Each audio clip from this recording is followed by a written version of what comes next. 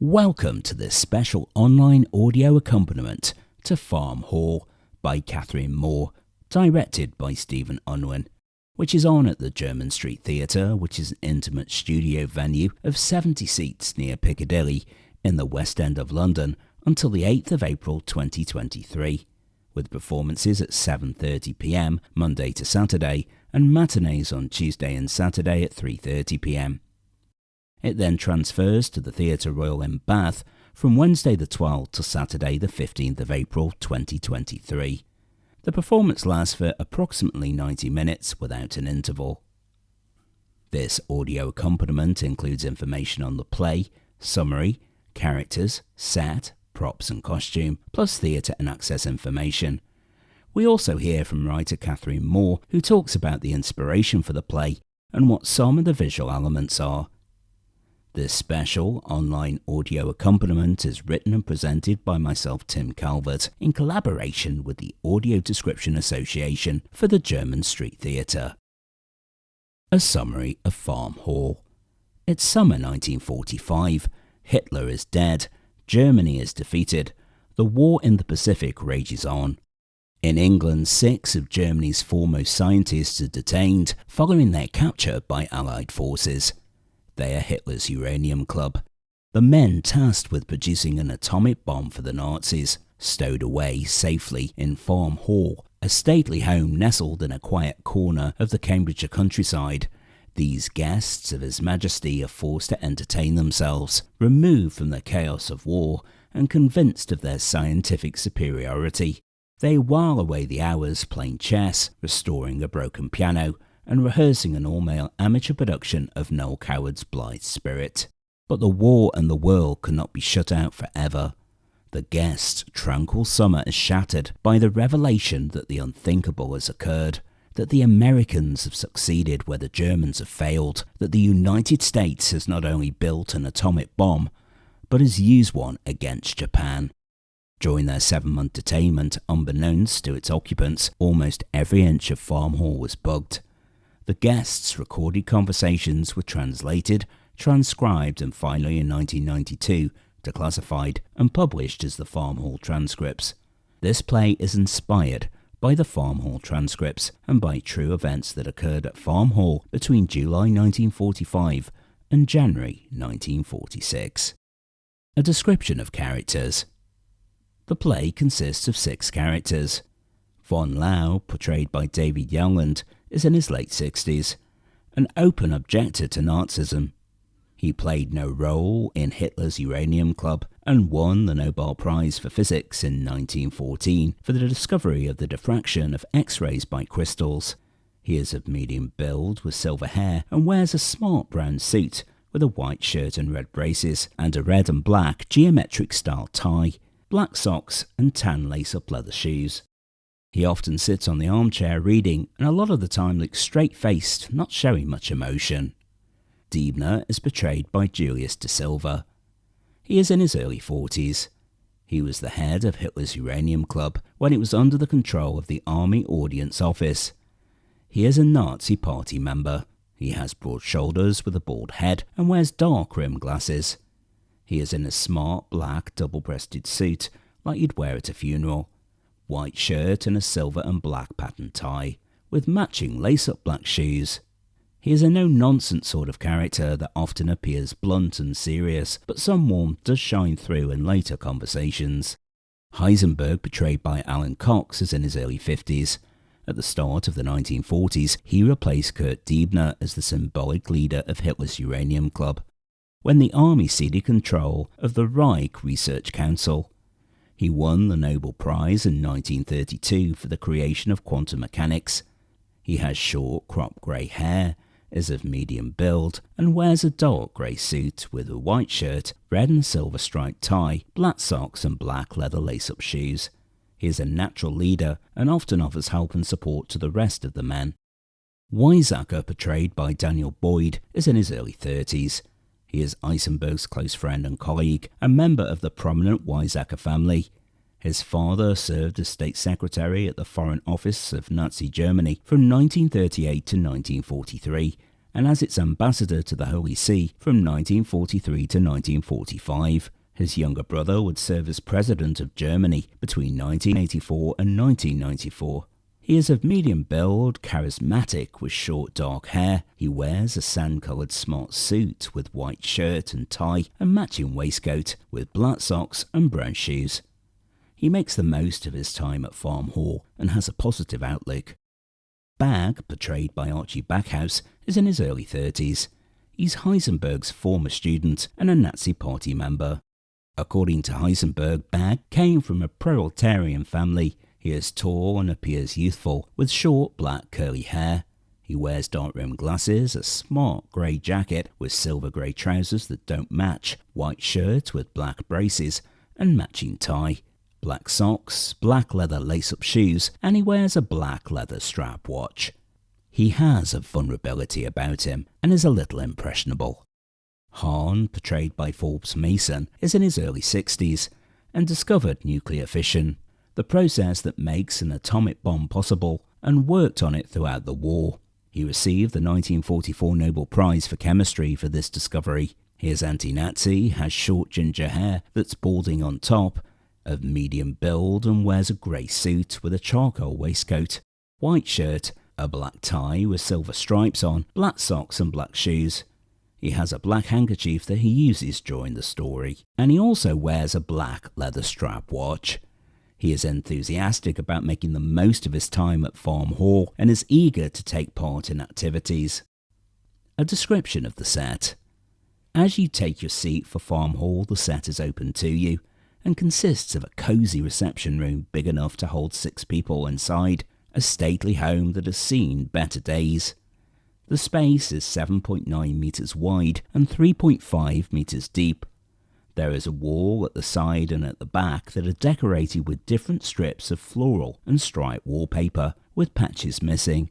On the walls are various framed portraits and landscape pictures, and wall lamps that are spaced out. In the centre is a wooden mantelpiece and fireplace. On the ledge are pink tulips in a vase, a white ceramic figure of a shepherdess, 2 candlesticks and a framed photo. There are doors on either side. On the left, the door blends in with the wallpaper and is unseen, but is used for characters to enter and exit. The door on the right is a brown oak door with door handle that leads to a wallpapered corridor. By the side of this is a burnt orange armchair with a side table and standing cream lamp. On the left-hand side, there is a shelf with books on it, and in front of it is a circular wooden table with 4 odd cushioned chairs that don't match. On the right-hand side is an upright piano that when the play begins is covered in a sheet. Next to this is a wooden chair and small table. The floor is made up of brown wood tiles with 2 red odd-matching Persian rugs on either side. Important props and visual elements. The play begins dimly lit as a telephone conversation is heard before anyone appears. All the action takes place in one location. In between each scene, the lights fade and classical piano music plays, taking you into the next scene as the lights come back up again. Characters enter from doors on the left and right. During the course of the drama, the characters alternate between standing, sitting around the table, taking turns sitting in the armchair, or in the wooden chair on the right-hand side next to the piano. As the play begins, the characters are rehearsing the play Blithe Spirit. Those speaking stand in the centre reading from their scripts. Scenes often begin with characters sitting in the armchair reading a book. In scene 5, Hahn is mending the piano with tools from a blue metal toolbox. The front panel of the piano is removed and returned in time for the start of scene 6, with Weisacker playing the piano with his fellow guests standing around him. In scene 7, the characters are writing letters, some around the table. There is a tea tray with white teacups laid out on the table. In scene 8, the tea tray is replaced with a pile of books. In scene 10, a radio is placed on the mantelpiece, and they all drink neat gin out of crystal-cut tumblers. In scene 13, Heisenberg is sitting at the table with papers laid out in front of him, with a black leather briefcase sitting on the chair beside him. And in scene 14, which takes place in January 1946, the characters enter holding suitcases that they place on the floor in the centre of the room. This is towards the end of the play. Some have brown trilby hats, scarves and long wool overcoats. They all stand together drinking fizz from glass flutes.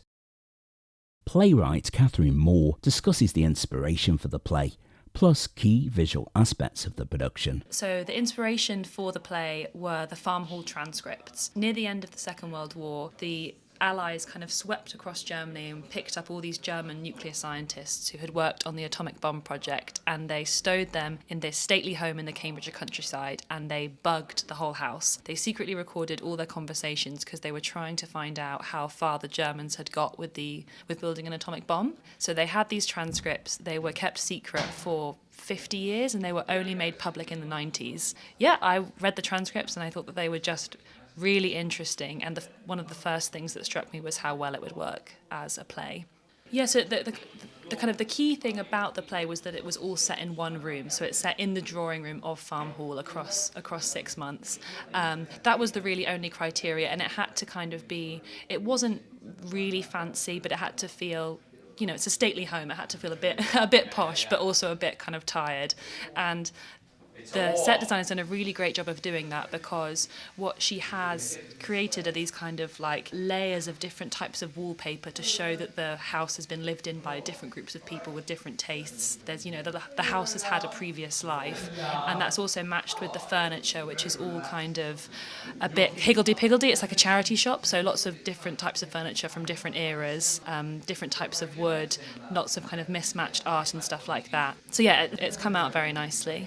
But it's quite helpful for a space like this that it is just one room, so a lot of the furniture just stays in place and the characters will come in and out with the props that they need, but a lot of the furniture just stays put. So that we've got 6 characters in this play, 6 scientists, and they're different ages, they're different classes, they're different political affiliations. Some of them are very wealthy, some of them aren't.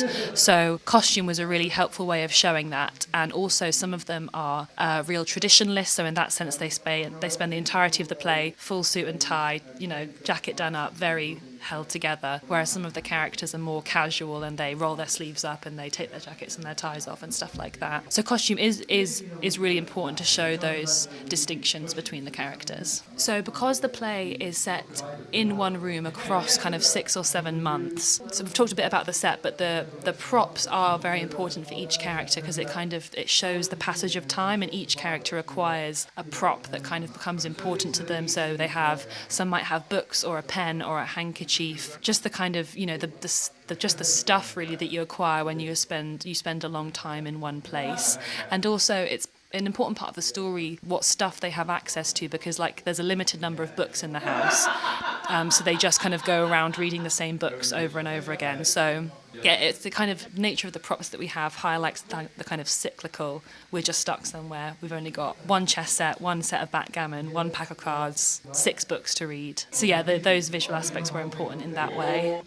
So it was very much a collaborative process between, you know, me the writer and then Steve Unwin the director and each of the actors. It was a really wonderful process. They just really mined every single word for each significance and establishing these characters, because these characters all know each other from before the war, so they all have a shared history. They all like each other, don't like each other, find each other irritating. So they had to have a kind of easy rapport with each other that comes from having worked together for X number of years before you're locked in a confined space together. So yeah, and a lot of that was from researching the individual characters, but also, you know, learning about their real life histories. But then I think at a certain point the actors did just have to say, I'm playing a version of a real person. I'm not trying to really play the actual person, and I think just having a lot of freedom, a lot of discussion about why they say the words they say, what they're thinking in each moment, because this is such a kind of talking and thinking play, and it's very much an ensemble piece. So when you have 6 people in the room, not everyone's talking at once, so it's those moments of 2 people are having a conversation over here, what are the other 4 characters doing, how are they reacting to what's being said. Theatre and access information. The Jermyn Street Theatre is situated on 16B Jermyn Street, London, SW1Y6ST, off Lower Regent Street, a few minutes' walk from Piccadilly Tube Station. The venue is a small, intimate performance space with 70 seats. There is no step-free access. As you enter the venue, a staircase leads directly into the small auditorium, made up of red seats in the centre and on the right-hand side. The box office and bar is situated at the bottom of the stairs. Toilets, including disabled, are accessible via the door on the stage, with a projected sign above. Please note that they're only available for use before and after the performance. Access and booking information can be found by visiting their website, germanstreettheatre.co.uk. You can also search for it by going onto Google and looking for German Street Theatre, or by calling 020 7287 2875. That's 020 7287 2875. This audio accompaniment was written, presented and produced by myself, Tim Calvert, as part of a special project commissioned by the Audio Description Association to make theatre in smaller venues accessible for those visually impaired. For further information about audio description, visit audiodescription.co.uk. Thanks for listening.